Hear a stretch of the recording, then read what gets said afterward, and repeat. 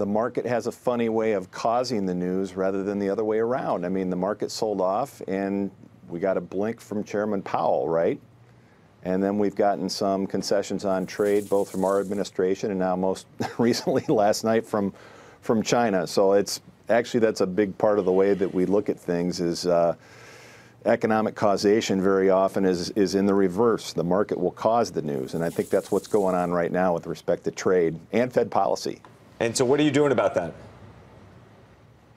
We've been cautious for quite a while, and we are assuming, don't want to be dogmatic about it, but we're assuming that we're in the midst of a new cyclical bear market. And quite frankly, if you look at declines in foreign stocks, you don't even have to make that forecast. I mean, it's there, it's happened. I mean, foreign indices are down, the composites are down 20 to 25%. Small caps are down pushing 20%. Micro caps just hit down 20% yesterday. So in terms of that technical definition, we're already there. And I think, you know, the Dow and the S&P are always the ones that put on this show of superficial strength right up until the very end. And I think they'll be the last to crack into next year. If you're going to run for cover, you're running for cover where?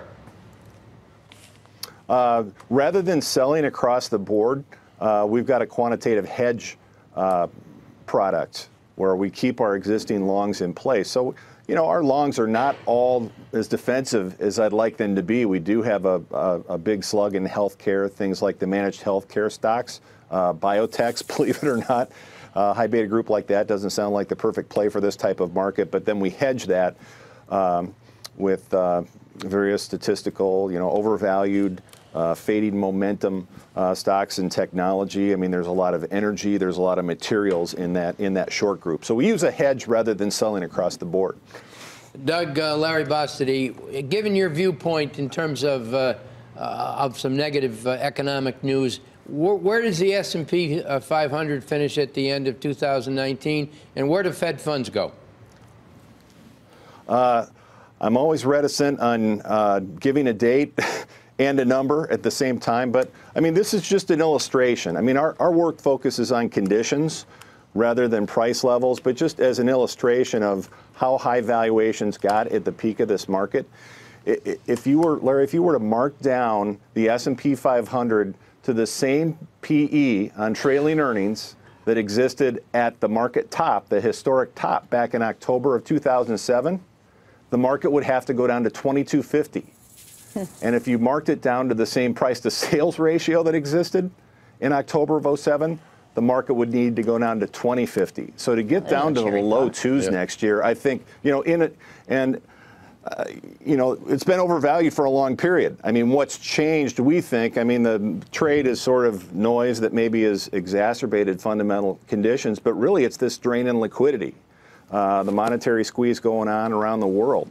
The change from a QE world to a net QT world. So that has been the catalyst. It's been slow to unfold. Doug, just really quickly, more rapid to unfold in foreign markets. Is that a call for another 20% plus drop from here? Yes.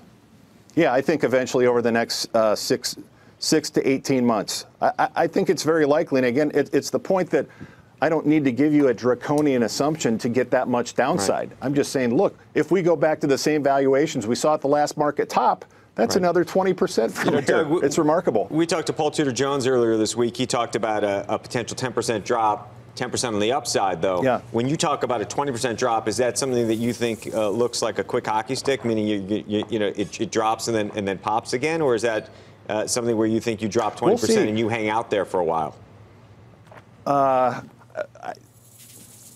We'll have to see what the sentiment numbers, what the price action, what the valuations look like at that point. But there are some values being created. And by the way, you know, I talked about this idea of going down, just for reference, the trailing PE peaked at 25.4, went down to 18. You've already had that kind of markdown in small caps. So it can happen. It's already happened, and it's created some value in small caps.